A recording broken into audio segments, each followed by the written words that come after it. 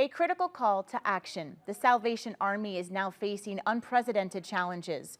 Their urgent appeal is for support, and it's about more than funding. It's about sustaining programs that provide meals for the hungry, shelter for families, and hope for those struggling to get back on their feet. Let's go on the record. WPBF 25. This is On the Record with Nathalie Pozo. In the next half hour, we will hear from Salvation Army leaders, community partners, and the very people whose lives are touched by these services. And most importantly, we're going to share how you can help these vital programs and keep them alive. Joining me now is Captain James Milner with the Salvation Army. Captain Milner, thank you so much for being here with us this morning. Absolutely, thank you for having us. First, let's talk a little bit about the mission of the Salvation Army, a little bit of the history, kind of how it came about. Yeah, absolutely. So the Salvation Army was founded in 1865 by William Booth and his wife Catherine Booth, and they saw that there was just a need in the East End of London, and so they actually founded the Christian Mission, which then formed into the Salvation Army, and really helping people, pulling them off the street and rehabilitating them to get them back into society. And we still do that to this day here at the Salvation Army. So it was born in London. How did it make its way to the United States? So it spread like wildfire. And William Booth sent a crew over to the States and saw that there was a need in the States, and it just took off. And there was so much social need, because the Salvation Army is a church as well, and so there was just so much need, and it just spread, and we opened centers all over the country. That's incredible. Captain Milner, speaking of need, what is the greatest need that the Salvation Army is seeing right now? The biggest need that we have is funding. It costs us money to run the programs that we run. We offer social services through rental assistance, through utility assistance. We offer food pantry items every single day, serving up to 150 families a day. Wow. With food bags. And so we need funds to be able to purchase that food at cost. We also have a women and children's shelter where women who are either fleeing domestic violence or have just found themselves evicted, have nowhere to stay, they're living in their car, and they find themselves on our doorstep, and we bring them in, and it takes money to provide for that program. It's a free program for these women and children. They get to stay with us. We get to teach them life skills, give them case management, get the children in school, and give them some stability so that they can move out and fend for themselves. But we need money to pay for this program. So the holidays are right around the corner. That's right. I know that's a big drive factor for you, for the Salvation Army, out there ringing the That's bells right. and raising funds. But outside of the holidays, I would assume that the need is even greater after that. Right. I mean, the need is 365 Right. days a year, and that's one way people can help. Especially coming into the Christmas season. If you see our red kettle outside of Walmart or Publix or any other store that we might be at, to just throw $1 or some change in there, because your change changes lives. And it helps us to do the most good in our community, to help people every single day. And so when you see that red kettle, just drop some in. If somebody maybe doesn't have the financial means, they can help ring. And if they adopt a kettle for the day, they can ring at that location and bring in the money that we need to operate. So that's a great way and a beautiful way to support the Salvation Army. How else can people get involved? They can volunteer. We have numerous volunteer opportunities year-round. We have multiple facilities that need upkeep. We need help just maybe keeping them clean. Also in our thrift stores, we need greeters for people to welcome people into our store, so we don't have to pay salary for those things. That way we can keep more money going into the community. So. What about donations and not just monetary? Right, absolutely. People can donate their gently used items, clothing, household things, furniture, refrigerators, washers, whatever it may be. Instead of just putting it on the curb and going to landfill, they can give us a call. We come and pick up for free. A lot of agencies now charge, but we still pick up for free because we need those items to turn them around. We then sell them at a discounted rate, but all of those funds go straight back into the community. And so people can go to our website and they can book a pickup time at their own convenience, or they can give us a call at the office. Captain Milner, what made you want to get involved in the Salvation Army? Helping people. The mission of the Salvation Army is helping others. And when we help others, we don't know them. And just being able to help, it's so wholesome, and it inspires us to keep going and to keep doing the most good for those that really need the help. And when you see the lives that you are impacting, when you get to know the people that you are helping, you know, when you see those steps and someone, you know, making progress or Right. changing their lives, what does that mean to Well, you personally? The great thing is it could just be handing somebody a bag of food, right? And that's the only interaction we have with them. And that could be life-changing for that person because somebody was there for them, somebody was there to help them. And it could also then be on the other side of, we have a client, a resident, who's been living with us for maybe 3-4 months, and they've been able to save some money to move out, and just the relief that they have and the hope that they now have to continue life from a different way of living, from the things that we've been able to teach them and really mentor them and case manage them through the process. So it's a great feeling, and it's a wonderful thing, and we hope the community are able to see what we do and that we do every day, and that they can help support us in that. So. Well, Captain Miller, thank you so much for coming on this morning and Absolutely. talking to us about this very important cause, and a thank you to the volunteers out there too. And again, if Yes. you'd like to take part over the holidays, you can go ahead and pick up a red kettle there and, That's right. and do some ringing yourself. That's All right. Captain Milner, Awesome. thank you so much with the Salvation Army. Coming up next, we're going to hear from a woman who received help from the Salvation Army. Her personal story coming up. You're watching On the Record on WPBF 25. Welcome back. Joining me now is Vanessa Jones, a client with the Salvation Army. Vanessa, thanks so much for being here with us this morning. Hi, how are you? Thank Good, you. thank you. Glad to be here. Vanessa, tell us a little bit about your background, your story. Okay, I am a local. I'm of Martin County. I'm a mom of 6. 6, oh my goodness, I take my hat off to you. Wow. Yes.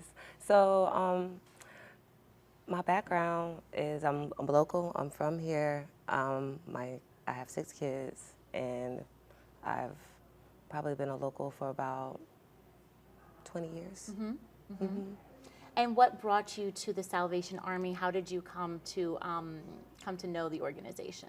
I came to know the organization in my early 20s, and I started hearing a lot of stuff about them and about what the things they've done in the community. And numerous of things they do in the community is their Christmas program, their food pantry, their toiletry pantry. They also assist with LAHEAP, that's with paying your lights. And also they help with education. So when I started hearing things about them, I became intrigued about an organization that was actually bridging the gap in our economic struggles in society. And some of those things need to be addressed, like people not having access to food and not enough food, and just access to hygiene and just things like that for our hygienic use. Yeah. So I think that what they do is great. And how did it help you and your family? Me and my family, we were just making ends meet. Yeah. So the food pantry, I am a participant of that, and it helps when in between when you're not able to get to those resources. Those Yeah. resources are there for you. Right. And education-wise, they helped me and assisted me with paying for my education. They just paid for a trade that I wanted to do, and I was interested in, and I didn't have the money to pay for the books, and they assisted with that. Look at that. What was the trade that you were studying? It was nails. Nails, nice. And are you doing that now full time? Yes. Wonderful. Good, good. And I mean, what just a beautiful example for your children too, to be able to see that. How old are your kids? 22, 20, 18, 11, 2, and 3. Oh my goodness, you have your hands full. Had them and still have them. Well, Vanessa, thank you so much for your time this morning and for sharing your story with Thank us. you. We really I appreciate it. Thank you. you.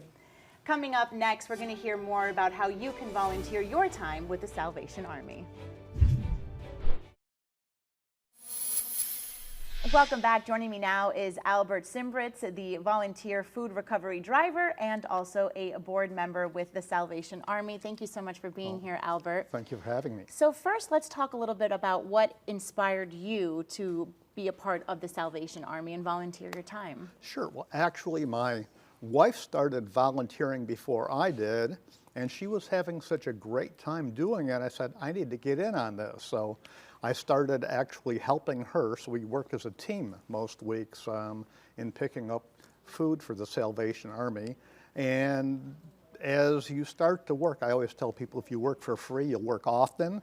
I ended up then actually being elected to be a board member on the Army, and I just really appreciate the work they do, and it really is fulfilling for me to help people out by doing whatever I can as far as helping provide food and services. Well, I'm sure they would say that they appreciate you so much too and all of the work that you are doing so. by volunteering.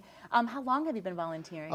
Been volunteering now about 4.5 years, almost 5 years. It's really, you know, something I feel good about volunteering at this point in my life. I've had a good work relationship for a lot of years, but now I'm in a position where I can give back, and it's nice to be able to do that. So food driver, what does that entail exactly? We pick up a van about 6:30 in the morning, and we go and visit Publix mostly, and then several other grocery stores, and mostly it's their day-old baked goods that we take back. One of the things I love about the Salvation Army is their mission is they will provide help without discrimination. So if somebody comes in and they need a loaf of bread or a sweet roll or something, if it's on the shelf, it's available to them. And that's really a nice thing about it. But so we visit the stores, pick up all the material, load it in the van, take it back and unload it and stock the shelves, and then it's available when the basically social services opens at 9 a.m. We've got the food on the shelves for them. How important are these partnerships with, you mentioned Publix, you know, their day-old bakery items. How important are those partnerships with some of the other communities or businesses here in our community?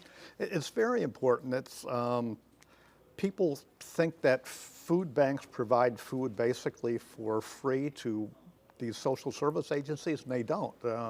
Basically, a lot of times we have to pay for the food that we're giving out to people, and when you can have food that's actually donated, it's a huge additional resource.